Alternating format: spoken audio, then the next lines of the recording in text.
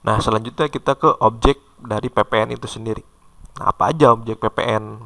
Ini ada 5 ya. Yang pertama itu penyerahan barang kena pajak atau BKP disingkatnya, dan jasa kena pajak atau JKP di dalam daerah pabean yang dilakukan oleh pengusaha, atau di sini pengusahanya tuh PKP. Nah, jadi kalau ada serah terima barang ataupun jasa ya, nah ini di dalam negeri artinya ya, di dalam daerah pabean itu di dalam negeri. Nah, dan dilakukan oleh PKP itu pasti akan dikenakan PPN. Nah, itu sebagai objek PPN. Nah, yang kedua, impor barang kena pajak. Nah, kalau kita melakukan impor, itu pun akan disasar oleh PPN. Yang ketiga, pemanfaatan barang kena pajak tidak berwujud dari luar daerah pabean di dalam daerah pabean. Nah, jadi kalau kita ada pemanfaatan barang BKP tidak berwujud, nah apa tuh barang kena pajak tidak berwujud? Contohnya tuh misalkan ya seperti hak cipta, ya, hak cipta, merek dagang, hak siar, nah itu tuh beberapa contoh BKP tidak berwujud ya. Jadi, merupakan barang kena pajak tapi tidak ada wujudnya gitu ya. Jadi kalau kita misalkan ada perusahaan nih beli hak cipta dari luar negeri ya, karena itu dari luar pabean ke dalam pabean, nah itu akan disasar oleh PPN. Contohnya misalkan ya kayak perusahaan apa televisi di Indonesia nih membeli hak siar liga internasional, itu salah satu contoh ya, eh, pemanfaatan barang kena pajak tidak berwujud dari luar pabean ke daerah pabean. Nah, itu hak siarnya tadi, pembeliannya tadi itu dikenakan PPN atau disasar PPN karena merupakan objek pajak pertambahan nilai. Yang keempat, pemanfaatan jasa kena pajak dari luar daerah pabean di dalam daerah pabean, atau ya bisa dibilang impor impor jasa nih dari luar negeri. Misalkan ada perusahaan dari Indonesia bekerja sama misalkan ke uh, sebuah perusahaan konsultan yang buka jasa konsultasi gitu ya. Nah, itu merupakan objek PPN. Ya, jadi nanti penggantian jasa dari si perusahaan konsultan dari luar negeri itu akan dikenakan pajak pertambahan nilainya. Nah, yang kelima, ekspor barang kena pajak berwujud ataupun tidak berwujud, dan ekspor jasa kena pajak oleh PKP. Nah, kalau ekspor tuh semua jadi objek PPN, baik barang kena barang kena pajak ataupun jasa kena pajak, barangnya pun baik yang berwujud ataupun tidak, itu akan disasar oleh PPN. Nah, dari 5 tadi penjelasan PPN, sebenarnya kita uh, bisa sedikit membedakan nih. Ada beberapa yang berkaitan atau berhubungan dengan sebagai status sebagai PKP, dan ada yang tidak ya. Contohnya nih, kita lihat di nomor 1 itu ada kata-kata PKP. Artinya, jika ada penyerahan barang kena pajak ataupun jasa di dalam negeri oleh PKP, itu pasti menjadi objek PPN ya. Nah, kalau kita bukan PKP, itu belum tentu jadi objek PPN ya. Karena uh, itu khusus untuk PKP aja. Jadi kalau kita bukan PKP ya tidak terikat. Jadi kemungkinan apa yang kita serah terimakan itu bisa tidak kena PPN gitu. Nah, kalau nomor 2 ini impor kena pajak, udah tidak ada penjelasan itu PKP atau tidak. Nah, jadi kalau untuk nomor 2, kalau kita impor nih barang kena pajak, baik kita menjadi PKP ataupun tidak, itu akan dikenakan PPN. Jadi nggak harus jadi PKP dulu baru kena PPN, tidak. Tapi kalau kita bukan PKP tapi ngimpor, itu pasti kena PPN.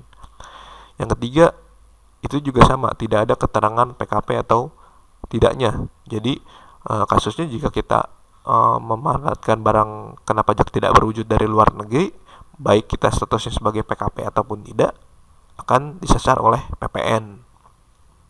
Yang keempat pun sama. Jadi kalau kita impor jasa dari luar negeri, baik kita sebagai PKP ataupun tidak, itu akan disasar oleh PPN. Nah, yang kelima, itu ada kata-kata PKP lagi, jadi ya itu menitik beratkan kepada PKP. Jadi kalau PKP ekspor barang, itu disasar oleh PPN. Sementara kalau yang kita sebagai pengekspornya belum statusnya PKP, ya tidak.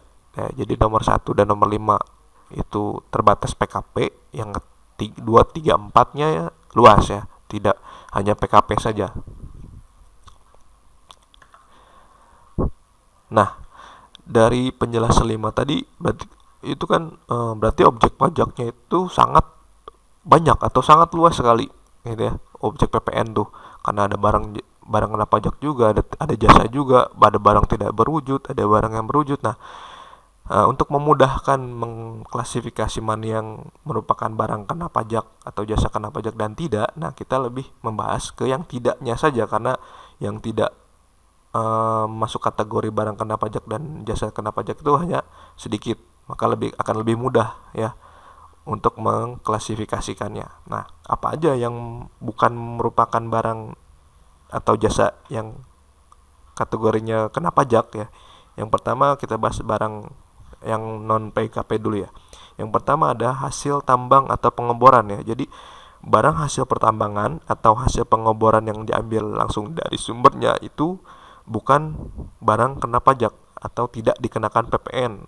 Contohnya seperti apa? Misalkan minyak mentah nih, minyak yang baru dari pengeboran kilang minyak itu tidak dikenakan PPN penyerahan barangnya. Tapi kalau misalkan sudah diolah, misalkan minyak tersebut jadi bahan bakar, nah itu udah termasuk BKP atau barang kena pajak.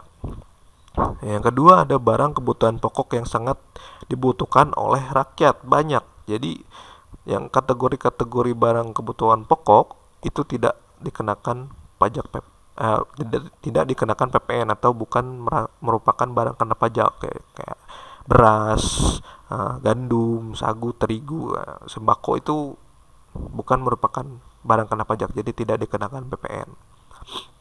Yang selanjutnya ada makanan dan minuman yang disajikan di restoran, hotel dan sebagainya ya. Jadi makanan dan minuman yang disajikan di hotel, restoran, rumah makan, warung dan sejenisnya meliputi makanan dan minuman yang dikonsumsi di tempat ataupun yang dibawa pulang gitu ya. Termasuk juga yang disediakan oleh jasa catering itu tidak dikenakan PPN atau bukan merupakan barang kena pajak. Lalu apa yang kalau misalkan kita makan di restoran kok dikenakan pajak dan biasanya umumnya dikenalnya PPN? Nah, bukan ya. Jadi itu bukan PPN. Sekali lagi itu bukan PPN, tapi pajak yang dipungut. Ini benar. Setiap kita makan di restoran terutama ya, atau kita nginap di hotel dan segala macam, itu biasanya di bill-nya itu akan ditulis ada pajaknya. Nah, pajak yang dikenakan tersebut itu bukan pajak pertambahan nilai yang kita bahas di bab ini, tapi pajak yang dikenakan itu adalah pajak restoran misalkan, atau pajak hotel ya. Itu beda lagi ya. Kalau PPN kan jelas, atau ini pajak pusat, jadi masuknya ke kas negara. Sementara kalau pajak restoran ya, seperti di bahasan bab sebelumnya, yaitu merupakan pajak daerah. Nah, mungkin samanya karena identik ya nilainya, sama-sama 10% gitu, dan sama-sama konsumsi dalam negeri jatuhnya ya. Tapi sekali lagi yang dibayarkan di restoran atau di hotel saat kita menggunakan jasanya atau pelayanannya itu bukan PPN ya, tapi pajak yang berbeda, pajak restoran, pajak hotel gitu ya. Nanti mungkin kalian bisa cek juga ya, kalau misalkan lagi berkesempatan makan di restoran, dilihat aja di struknya. Biasanya sih, harusnya sih sekarang sudah bukan PPN lagi namanya, biasanya pajak aja, pajak atau tax langsung di situ di struknya. Jadi bukan kalau dulu memang rancu ya, karena identiknya sama PPN, tapi bukan. Sekali lagi yang dikenakan di restoran, di hotel dan lain-lain itu bukan merupakan PPN, tapi pajak tersendiri gitu ya. Nah, yang terakhir ada uang, emas batangan dan surat berharga. Ya, jadi penyerah terimaan uang, emas batangan dan surat berharga itu tidak dikenakan PPN. Nah, di luar barang-barang yang tadi yang disebutkan 4 kriteria tadi itu merupakan barang kena pajak atau barang yang berpotensi dikenakan PPN.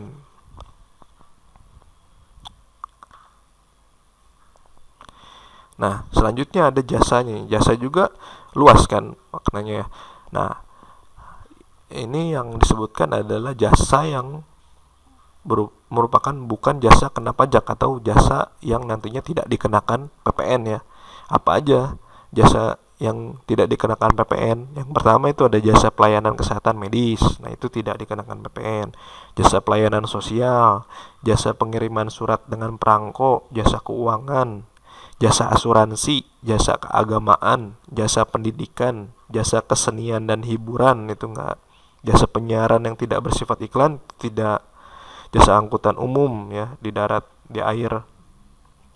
Terus jasa tenaga kerja, jasa perhotelan, jasa yang disediakan pemerintah dalam rangka menjalankan pemerintahan secara umum, jasa penyediaan parkir, jasa telepon umum menggunakan uang logam, jasa pengiriman uang dengan wesel, dan jasa catering itu merupakan jasa tidak kena pajak.